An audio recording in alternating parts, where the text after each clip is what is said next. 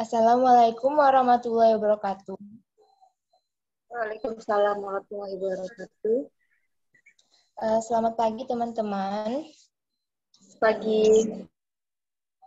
Baiklah, perkenalkan nama saya Sylvia Rizky Yuniarti dari Prodi D3 Kebidanan Poltekkes Kemenkes Pontianak.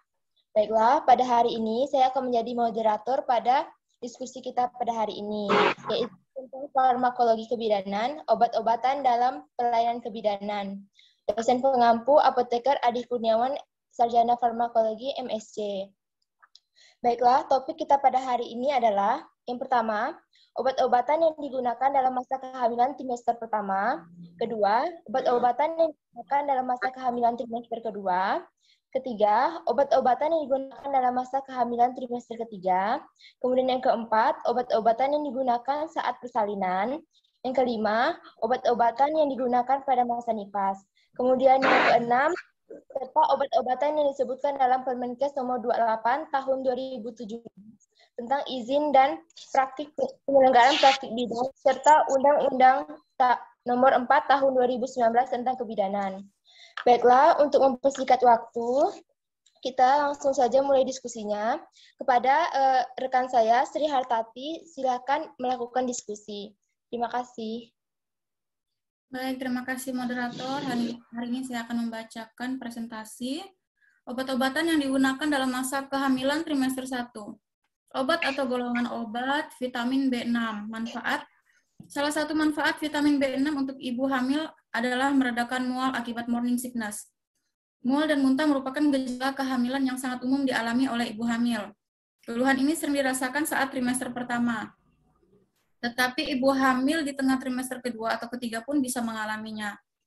Selain itu, manfaat vitamin B6 adalah menunjang pertumbuhan otak dan saraf janin, mencegah preeklamsi, mencegah janin lahir dengan berat badan rendah, mencegah kadar gula darah. Untuk dosis, pada umumnya, ibu hamil membutuhkan kurang lebih 1,9 mg vitamin B6 per hari. Namun, dalam laporan kesehatan dari University of Michigan, ibu hamil yang mengalami mual dapat mengatasi morning sickness dengan mengkonsumsi 10-25 mg vitamin B6 sebanyak 3 kali sehari. Untuk efek sampingnya, Anda tidak boleh mengkonsumsi vitamin B6 lebih dari 100 mg sehari, karena asupan yang berlebihan dapat menyebabkan mati rasa dan kerusakan saraf. Sementara kekurangan vitamin B6 bisa mengakibatkan peradangan pada lidah, sariawan, kelelahan, anemia, degenerasi neurologis, dan depresi.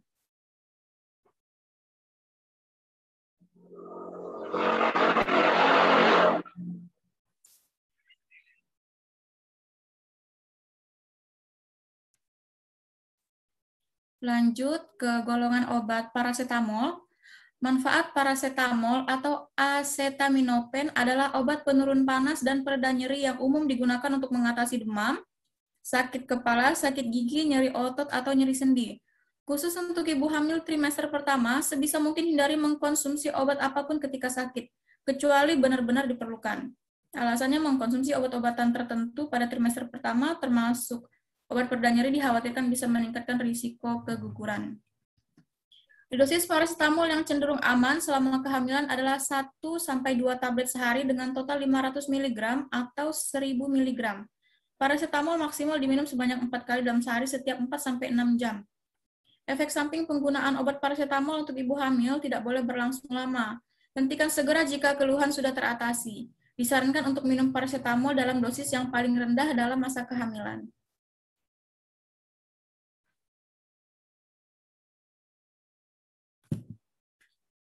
Tablet zat besi atau Fe. Tablet zat besi Fe merupakan tablet mineral yang diperlukan oleh tubuh untuk pembentukan sel darah merah atau hemoglobin. Unsur Fe merupakan unsur paling penting untuk pembentukan sel darah merah. Zat besi secara alamiah didapatkan dari makanan. Jika manusia kekurangan zat besi pada menu makanan yang dikonsumsinya sehari-hari, dapat menyebabkan gangguan anemia gizi atau kurang darah. Tablet zat besi atau Fe sangat dibutuhkan oleh wanita hamil, sehingga ibu hamil diharuskan untuk mengkonsumsi tablet Fe minimal sebanyak 60 tablet selama kehamilannya. Untuk dosis, setiap tablet setara dengan 200 mg ferrosulfat selama kehamilan minimal diberikan 90 tablet selama 42 minggu setelah melahirkan diberikan sejak pemeriksaan ibu hamil. Pemberian tablet tambah darah harus dibagi serta dilakukan dengan interval sedikitnya 6-8 jam dan kemudian interval ini ditingkatkan hingga 12 atau 24 jam jika timbul efek samping. Efek samping terapi tablet tambah darah pada ibu hamil suplemen oral zat besi dapat menyebabkan mual, muntah, kram lambung, nyeri ulu hati, dan konstipasi, kadang-kadang diare.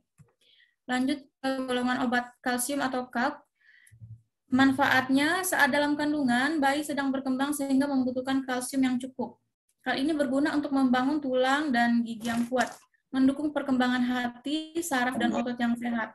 Selain itu, kalsium selama kehamilan juga dapat membentuk irama jantung bayi yang normal dan kemampuan pembekuan darah. Untuk dosis, kebutuhan kalsium ibu hamil usia 20-49 tahun adalah sekitar 1.200 mg setiap harinya.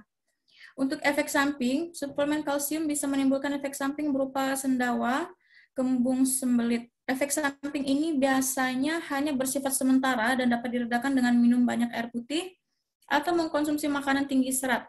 Jika efek samping dirasakan berat atau tak kunjung mereda, lakukan pemeriksaan ke dokter.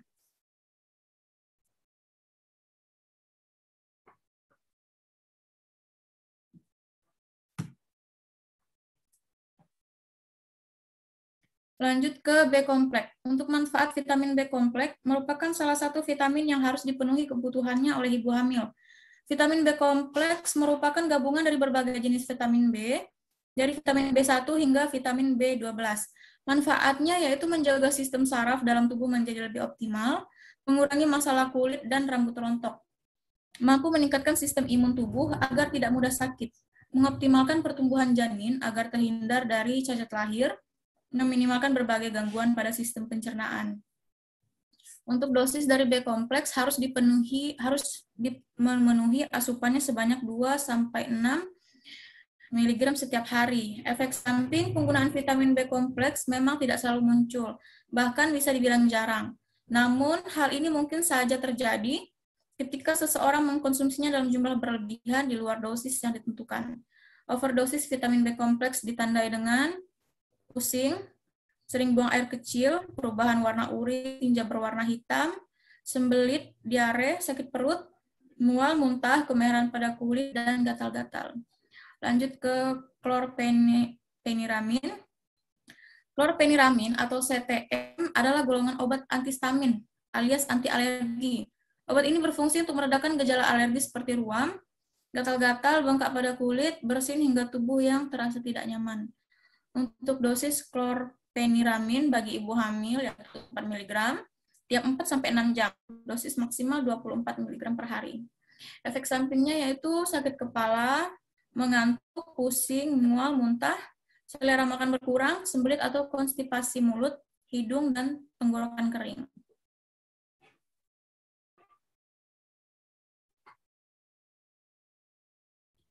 Lanjut ke vitamin C. Manfaatnya, ibu hamil dan bayi memerlukan vitamin C untuk melindungi dan menjaga kesehatan sel tubuhnya, serta membentuk kolagen di dalam tulang, otot, kulit, dan pembuluh darah. Vitamin C memiliki sifat antioksidan yang penting untuk menangkal efek radikal bebas, memperbaiki jaringan tubuh yang rusak, dan mempercepat proses penyembuhan luka. Dosis vitamin C bagi ibu hamil adalah sekitar 80 mg per hari, kurang dari 18 tahun. 85 mg per hari, 19 tahun ke atas. Efek samping jika dikonsumsi dalam takaran yang direkomendasikan, vitamin C sangat jarang menyebabkan efek samping. Sebaliknya, jika dikonsumsi dalam dosis tinggi atau dalam jangka panjang, vitamin C dapat menyebabkan sejumlah efek samping berikut. Perut kembung, sakit perut, diare, mual, muntah, nyeri ulu hati, dan batu ginjal.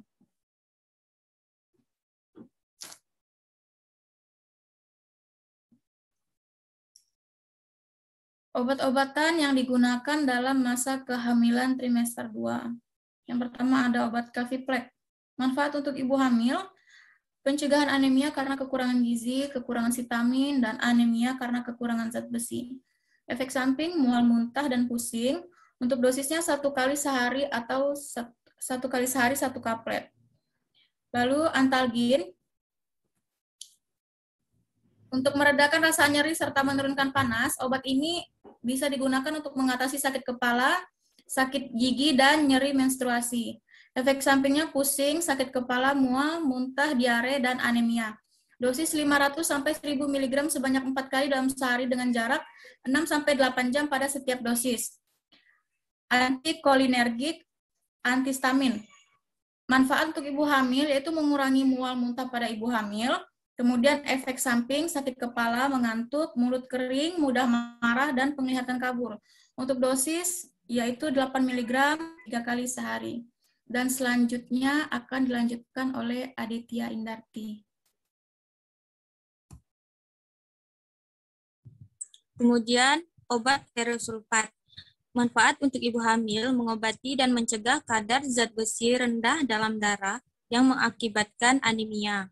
Efek sampingnya sembelit, sakit perut, tinja berwarna hitam atau gelap, dan pewarnaan sementara pada gigi. Untuk dosisnya 325 mg diminum sekali sehari. Kemudian obat vitamin B9. Manfaat untuk ibu hamil diperlukan untuk memproduksi sel darah merah dan sel darah putih di sumsum tulang, menurunkan resiko kelainan bawaan. Efek sampingnya seperti mual, rasa tidak enak di mulut, kemudian kehilangan selera makan dan mudah marah. Untuk dosisnya 600 mg DFE per hari. Kemudian vitamin A atau retinol. Manfaat untuk ibu hamil untuk menjaga kesehatan mata dan kulit dan meningkatkan daya tahan tubuh ibu hamil. Pada janin bermanfaat mendukung pertumbuhan jaringan kulit, otot, tulang, mata, dan berbagai organ lainnya. Efek sampingnya seperti diare, kehilangan nafsu makan, sakit perut, muntah, lemas, dan mengantuk. Kemudian dosisnya 900 mcg setiap harinya.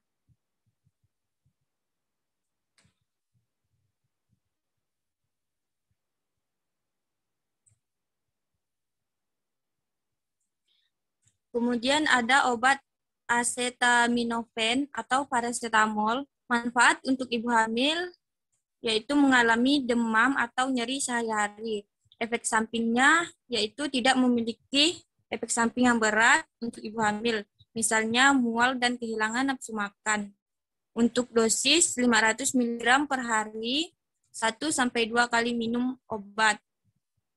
Kemudian ada obat antasida yang manfaatnya bekerja sebagai penetralisir asam lambung sehingga gejala MA akan berkurang.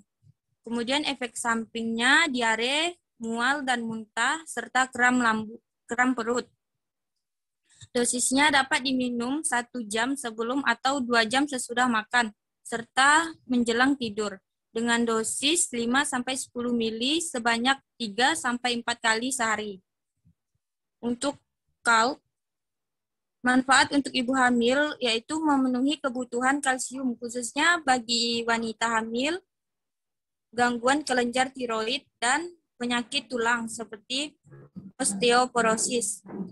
Kemudian efek sampingnya, obat ini aman dikonsumsi untuk ibu hamil. Dosisnya 1000 mg kalsium per hari.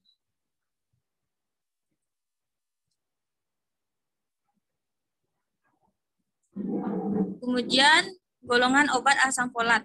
Manfaatnya yaitu berperan penting untuk membantu tabung saraf bayi berkembang dengan baik. Kemudian efek sampingnya mual, kehilangan nafsu makan, rasa pahit atau tidak enak di mulut, gangguan tidur, dan perubahan mood. Dosisnya yaitu mengkonsumsi 400 mcg asam folat setiap hari. Vitamin D membantu membangun tulang dan gigi janin yang sedang berkembang. Kemudian efek sampingnya aman, tidak ada efek samping untuk ibu hamil. Untuk dosis 15 mcg atau 600 UI per harinya. Cetirizine yaitu memiliki manfaat yang mengalami alergi, bisa menggunakan obat cetirizine yang aman bagi ibu hamil untuk mengatasi alergi. Efek sampingnya asam lambung, kemudian sedawa, kehilangan rasa atau perubahan rasa saat makan, perut terasa tidak nyaman, sakit kepala, dan produksi keringat yang meningkat. Untuk dosis 10 mg sehari sekali dan 5 mg untuk 2 kali sehari.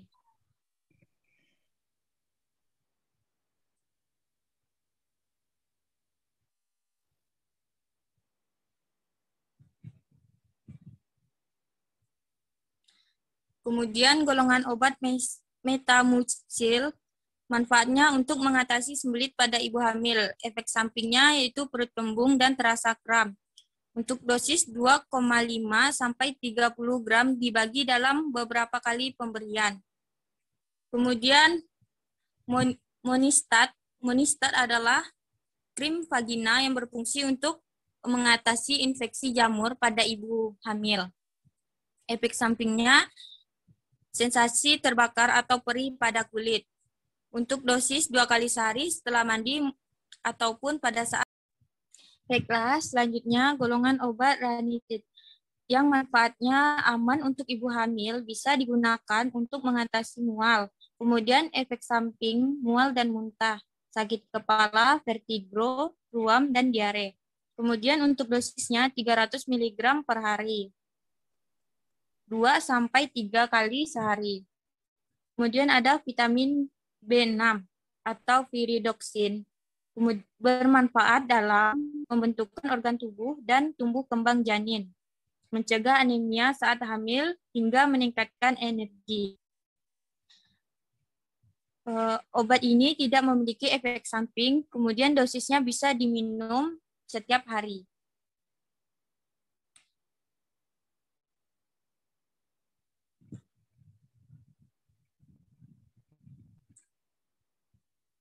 Kemudian ada vitamin B12 atau kobalmin, membantu menjaga kesehatan saraf tubuh dan juga membantu pembentukan DNA serta pembentukan sel-sel darah pada ibu hamil.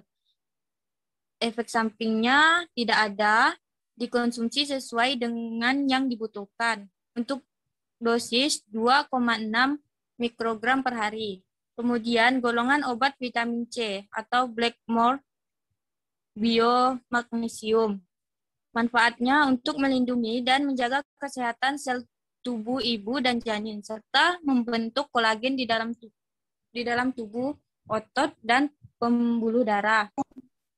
Obat ini tidak memiliki efek samping, kemudian dosisnya 85 mg setiap hari, 1 kali minum.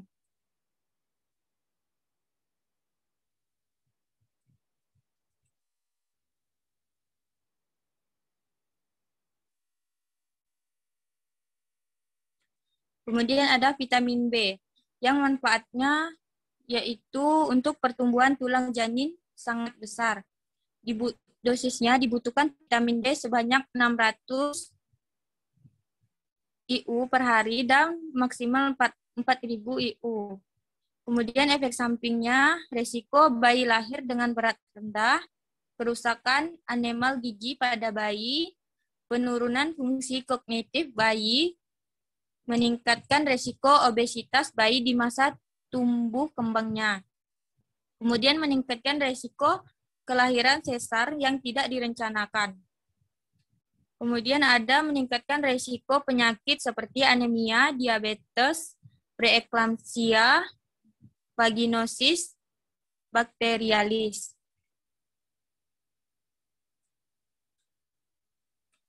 Kemudian ada kalsium. Kalsium akan membentuk tulang janin menjadi lebih kuat. Dosisnya kebutuhan kalsium sehari sekitar 1000 mg hingga 1400 mg per hari. Yang efek sampingnya yaitu mudah mengalami kelelahan yang berujung pada perubahan mood, penurunan daya ingat, dan menjadi mudah lupa. Kemudian ada munculnya kondisi kesemutan di beberapa bagian tubuh, keseringan mengalami kram di daerah kaki dan perut, dan meningkatkan resiko osteoporosis di masa kehamilan. Kemudian ada golongan obat tiamin, yang manfaatnya untuk sistem saraf yang sehat, sistem otot, dan kesehatan jantung bayi yang baru lahir. Dosisnya yaitu harian yang direkomendasikan untuk tiamin pada ibu hamil 1,4 mg per hari. Kemudian efek sampingnya, ibu hamil yang kekurangan tiamin bisa melahirkan bayi yang mengalami beri-beri.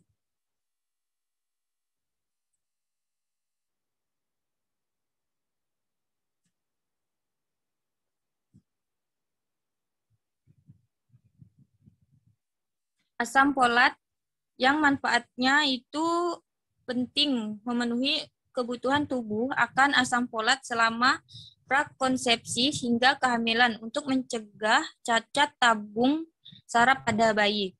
Dosis harian yang disarankan untuk ibu hamil 600 mikrogram per hari.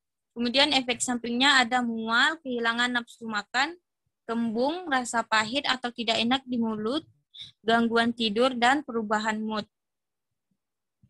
Kemudian ada golongan obat vitamin C dan E. Manfaatnya, vitamin C dan E dapat mencegah preeklamsia pada ibu hamil. Dosisnya memerlukan 85 mg vitamin C. Dosis vitamin E harian yang diperlukan ibu hamil adalah sekitar 15 mg. Efek sampingnya yaitu seperti sakit kepala, gangguan pencernaan, kram perut, dan batu ginjal.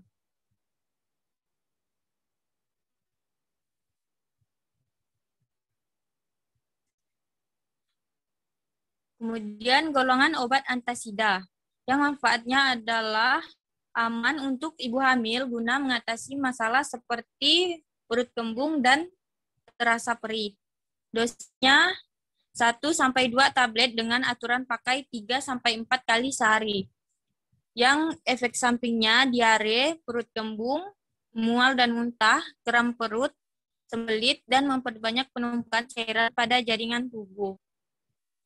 Kemudian ada golongan obat antisitamin, yang manfaatnya menggunakan antisitamin yang mengandung clopidogrel dan difendiramin sebagai obat anti gatal dan alergi. Dosisnya 10 mg sehari sekali atau 5 mg 2 kali sehari. Efek sampingnya yaitu pusing, mengantuk, lelah, mulut kering, sakit tenggorokan, batuk, mual, sembelit, dan sakit kepala.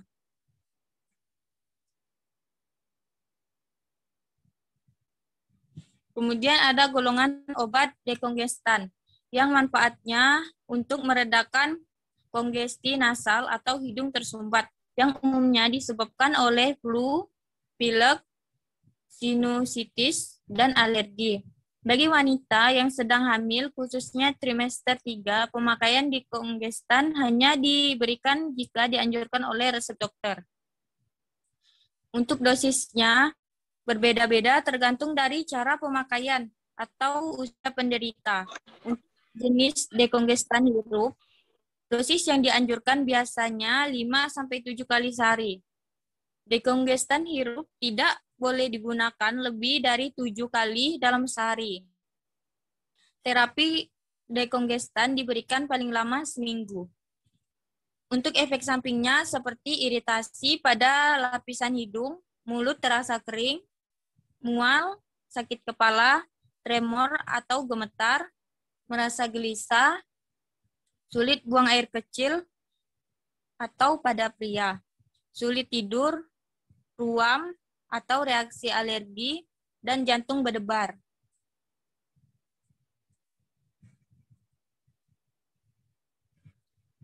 Kemudian ada obat paracetamol yang manfaatnya obat dapat membantu meringankan rasa nyeri pada punggung ibu hamil khususnya trimester 3.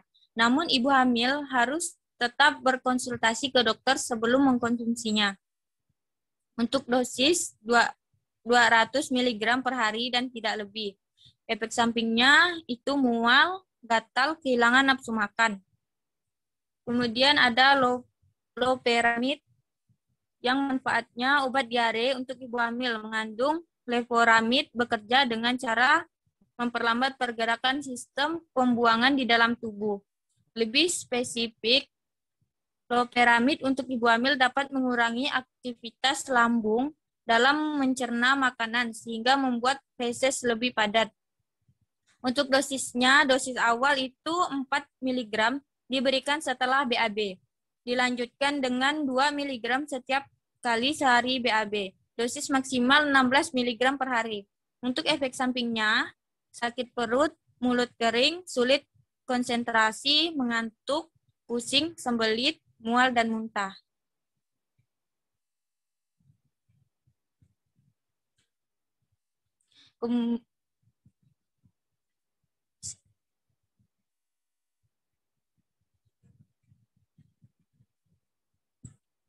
Kemudian ada Oralit. Oralit adalah salah satu obat mencret untuk ibu hamil yang aman pada trimester ketiga.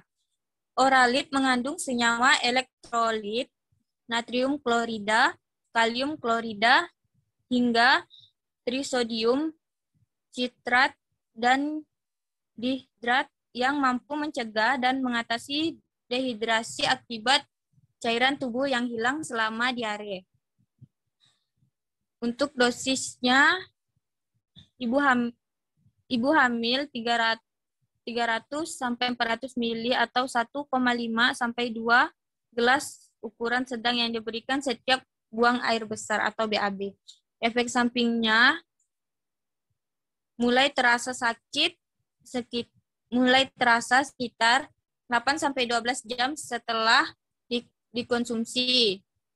Kemudian hipertensi, sakit kepala, pusing, letih, perubahan suasana hati, rasa tidak nyaman di perut, dan kembung.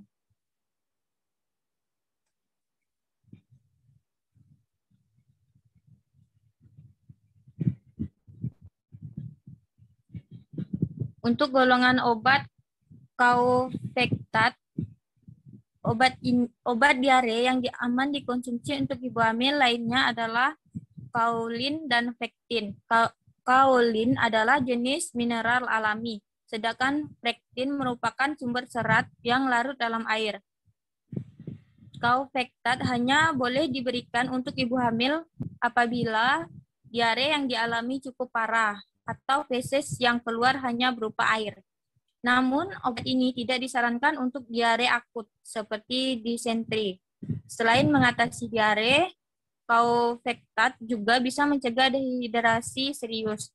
Untuk dosisnya diberikan sebanyak 4 kali sehari 2 sampai 4 sendok makan atau 10 ml sampai 20 ml.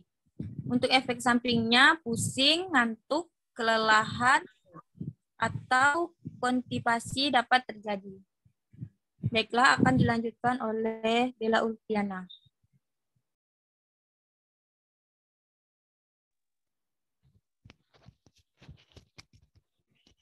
Selanjutnya, obat-obatan yang digunakan pada pelayanan persalinan. Yang pertama ada alkohol. Manfaatnya, alkohol asam amino atau ergotamin merupakan obat yang paling kuat dari kelompok alkaloid asam amino. Kemudian dosisnya oral 0,2 sampai 0,4 mg 2 sampai 4 kali sehari selama 2 hari. Kemudian untuk IV atau IM 0,2 mg, IM boleh diulang 2 sampai 4 jam bila perdarahan hebat. Kemudian efek sampingnya, ergotamin merupakan alkaloid yang paling toksik. Dosis besar dapat menyebabkan mual muntah, diare, gatal, kulit dingin, nadi lemah, dan cepat bingung dan tidak sadar. Kemudian ada misoprostol atau prostaglandin. Manfaatnya, misoprostol adalah suatu analog prostaglandin L-sintetik yang menghambat sekresi asam lambung dan menaikkan proteksi mukosa lambung. Dosisnya per oral untuk proteksi GI selama terapi AINS yang menerima 800 gram kit dapat digunakan. Bila sediaan tablet 100, 200 UG. Misoprostol juga tersedia dalam kombinasi dengan diclofenac. Contohnya obat gastro, misoprostol 200 mikrogram per tablet. Kemudian efek samping dapat menyebabkan kontraksi uterin. Kemudian diare dilaporkan terjadi dalam 2 minggu pada terapi inisiasi dalam 14-40% pasien dengan AINS yang menerima 800 UG per hari. Diare biasanya akan membayar lebih 1 minggu terapi. Wanita-wanita yang menggunakan misoprostol kadang-kadang mengalami gangguan ginekologi, termasuk kram atau perdarahan vagina. Kemudian ada oksitosin. Oksitosin merupakan hormon peptid yang disekresi oleh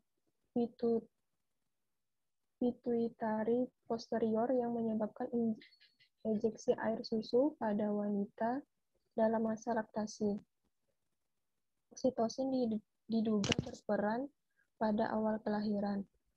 Dosis yang digunakan untuk induksi persalinan intravena 1-4 menit per menit dinaikkan menjadi 5-20 unit per menit sampai terjadi pola kontraksi secara fisiologis.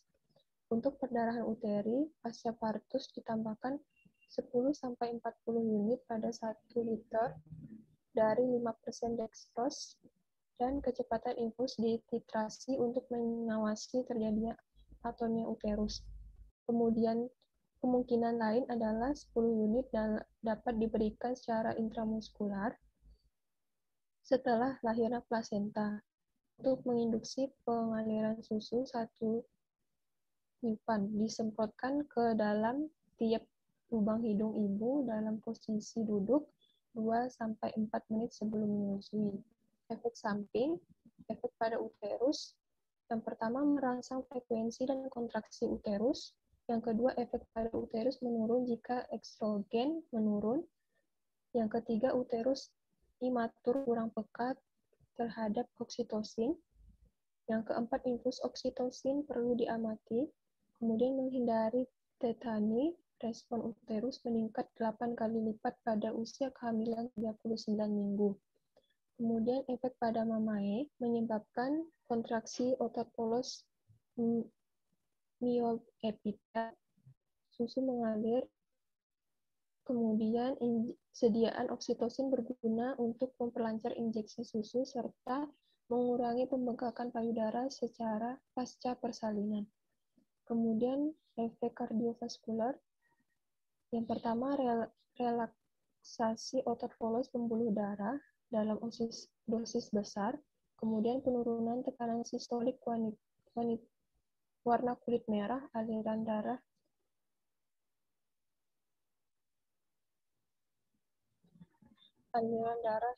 jantung menurun.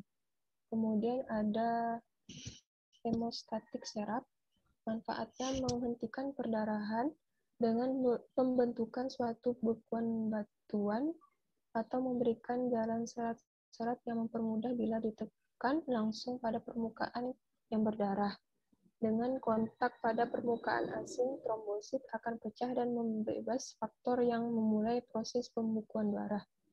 Kemudian dosis penggunaannya ialah dengan mengoleskan kapas yang telah dibasahi dengan larutan 1:1000 tersebut pada permukaan yang berdarah.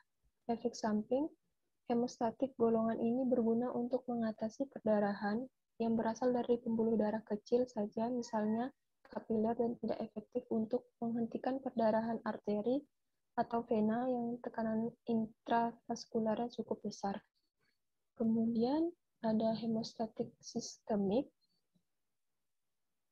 Manfaatnya, dengan memberikan transfus darah, seringkali perdarahan dapat dihentikan dengan segera. Hasil ini terjadi karena penderita mendapatkan semua faktor pembekuan darah yang terdapat dalam darah transfusi. Keuntungan lain transfusi ialah perbaikan volume sirkulasi, perdarahan yang disebabkan defisiensi faktor pembekuan darah tertentu dapat diatasi dengan mengganti atau memberikan faktor pembekuan yang kurang faktor antihemolik dan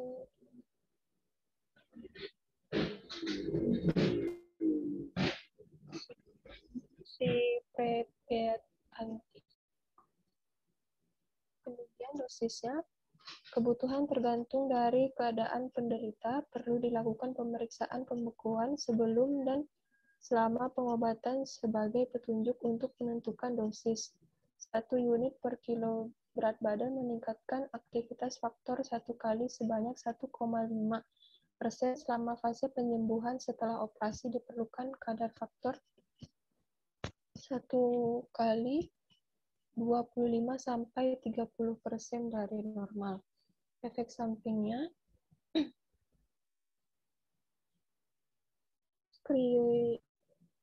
precipitate, antihemofilik, faktor mengandung fibrinogen dan protein plasma lain dalam jumlah yang lebih banyak dari sediaan konsentrat faktor 8. Sehingga kemungkinan terjadi reaksi hipersensitivitas lebih besar pula. Efek samping lain yang dapat timbul pada penggunaan kedua jenis sediaan ini adalah hepatitis virus, anemia hemolitik, hiperfibrinogenemia, menggigil, dan demam. Kemudian ada asam aminoproat.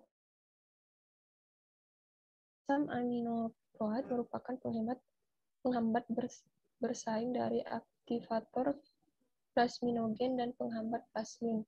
Plasmin sendiri berperan menghancurkan fibrinogen atau fibrin dan faktor pembekuan darah lain. Oleh karena itu, asam aminoproat dapat mengatasi perdarahan berat akibat fibrinolisis yang berlebih. Dosis dewasa dimulai dengan 5-6 per oral atau infus IV secara lambat, lalu 1 gram tiap jam atau 6 gram tiap 6 jam bila fungsi normal. Dengan dosis tersebut dihasilkan kadar terapi efektif 13 mg per dl plasma. Pada pasien penyakit ginjal atau oliguria, diperlukan dosis lebih kecil. Anak-anak 100 mg per kilogram berat badan tiap 6 jam untuk 6 hari. Bila digunakan IV, asam aminoproat harus dilarutkan dengan ringer. Namun masih diperlukan bukti lebih lanjut mengenai keamanan penggunaan obat ini jangka panjang untuk dosis di atas.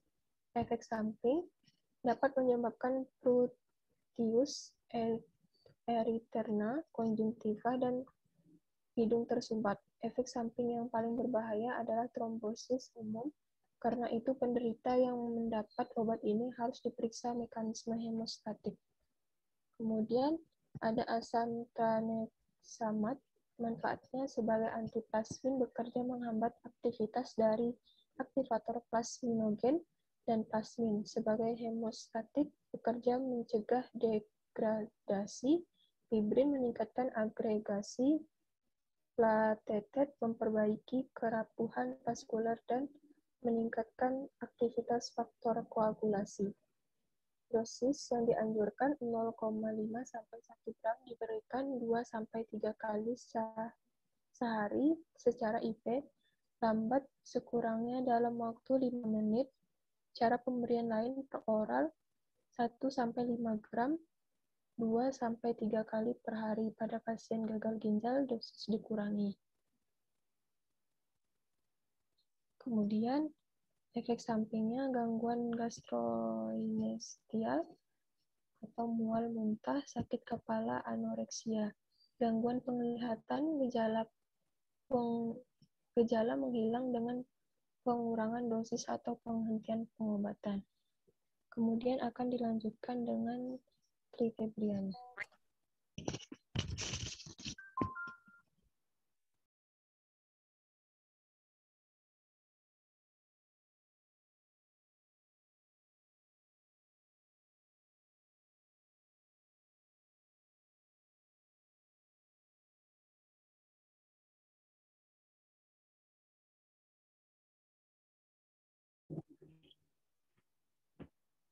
Daftar pemilihan obat secara umum untuk ibu menyusui. Golongan obatnya acetaminophen. Efek pada bayi yaitu kompatible malulopapuler ras pada bayi bagian atas dan wajah pada bayi telah dilaporkan. Setelah itu, golongan obat asilopir, efek pada bayinya terkonsentrasi dalam ASI.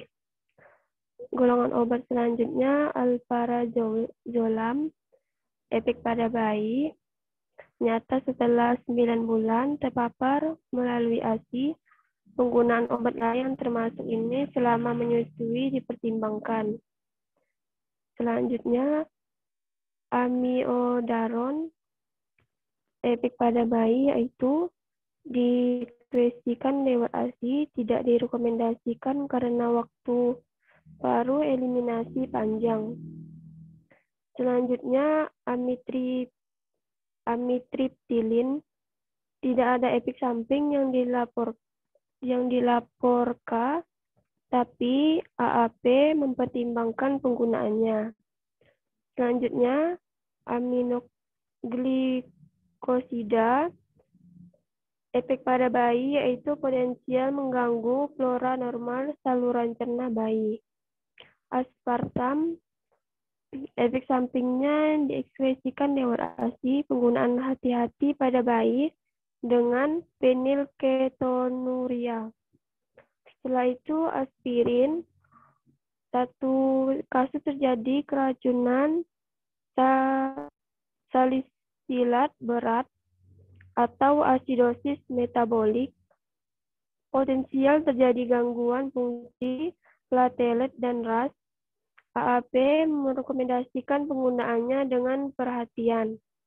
Setelah itu beta care. Amati pada bayi tanda-tanda bloker seperti hipotensi, bradikardi, acebutolol, antenol, dan nedolol terkonsentrasi dalam ASI. Peniramin, amati gejala pada bayi, iritasi, gangguan pola tidur, kompatibilitas. Bupropion, efeknya terakumulasi dalam ASI, penggunaan dengan hati-hati.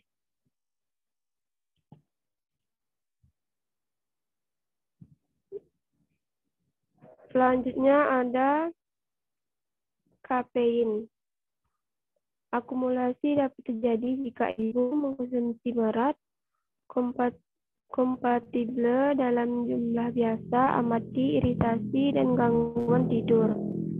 Setelah itu, karbamazepin, kompatibel. Setelah itu ada cephalosporin, potensial mengganggu flora normal usus, considerate kompatibel. Selanjutnya ada chloramphenicol, diekspresikan lewat ASI, potensial menekan sumsum tulang APP, merekomendasikan penggunaannya dengan hati-hati. Klorpromazin diekspresikan lewat ASI, ngantuk dan lemas, teramati pada bayi. APP mempertimbangkan penggunaannya karena efek dan potensial galatore. Selanjutnya ada cimetidin. Dapat terakumulasi dalam ASI, potensial menekan asam lambung, menghambat metabolisme obat, dan CNS stimulan. Selanjutnya ada klidamisin. Konsiderat kompatib. Selanjutnya ada kodein, kompatib. Selanjutnya ada diazepam, letargin, dan kehilangan berat badan dilaporkan. Amati akumulasi pada bayi, pertimbangkan penggunaannya. Setelah itu ada dioksin, ekspresi lewat ASI, kompatib. Selanjutnya ada diphenhidramin, ekskresi lewat ASI, tidak ada efek yang dilaporkan.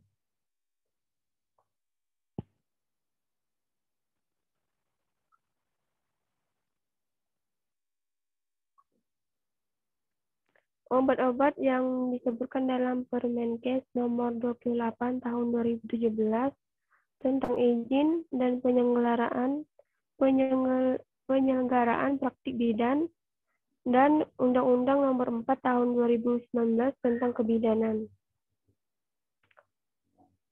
Peraturan undang-undang yang pertama Permenkes nomor 28 tahun 2017 tentang izin dan penyelenggaraan praktik bidan.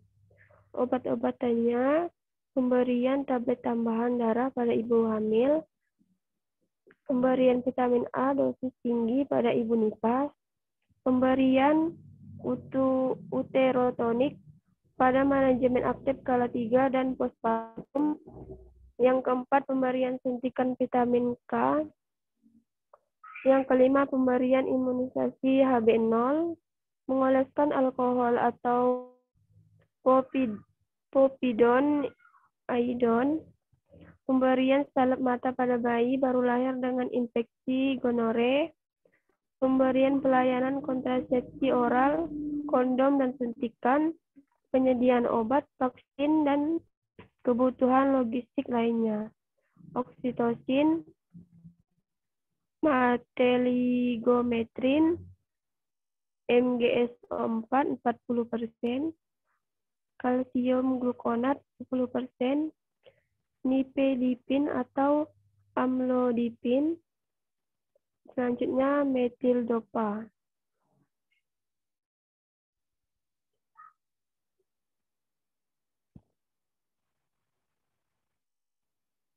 Selanjutnya ada Undang-Undang nomor 4 tahun 2019 tentang kebidanan.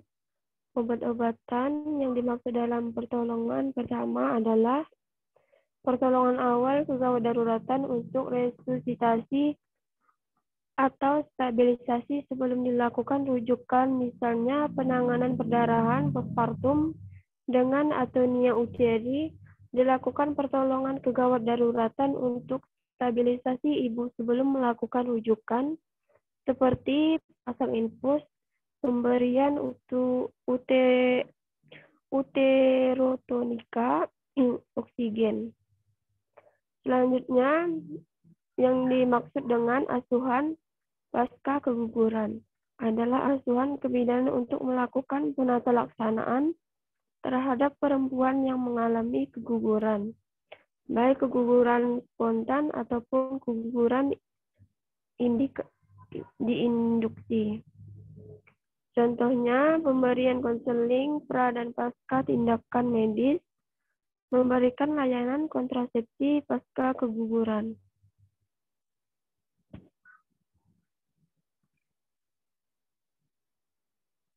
Sekian, terima kasih presentasi. Saya kembalikan kepada moderator.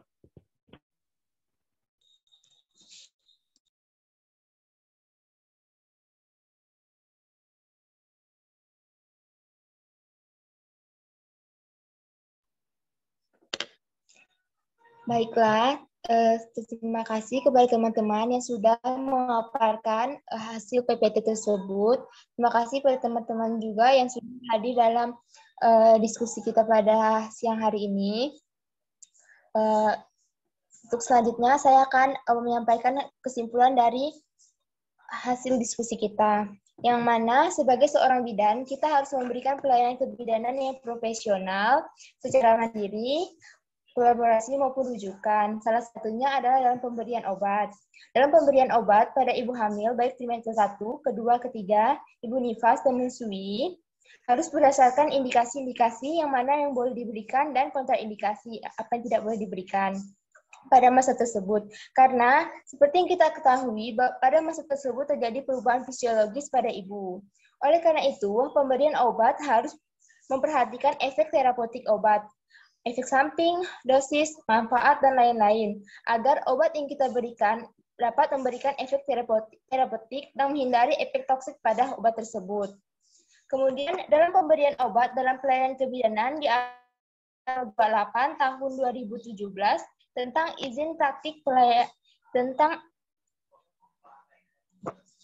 izin dan penyelenggaraan praktik bidan, serta Undang-Undang Nomor 4 Tahun 2019 tentang kebidanan, yang mana itu merupakan sebagai aspek legal yang bidan gunakan dalam pemberian pelayanan kebidanan. Salah satunya peraturan tentang penggunaan obat dalam lingkup kebidanan. Sekian hasil diskusi dan presentasi pada pagi hingga siang hari ini. Saya selaku moderator dan teman-teman yang memaparkan materi, mohon maaf apabila ada salah-salah kata. Wabillahi taufiq wal hidayah. Wassalamualaikum warahmatullahi wabarakatuh. Terima kasih. Waalaikumsalam warahmatullahi wabarakatuh. Terima kasih. Terima kasih.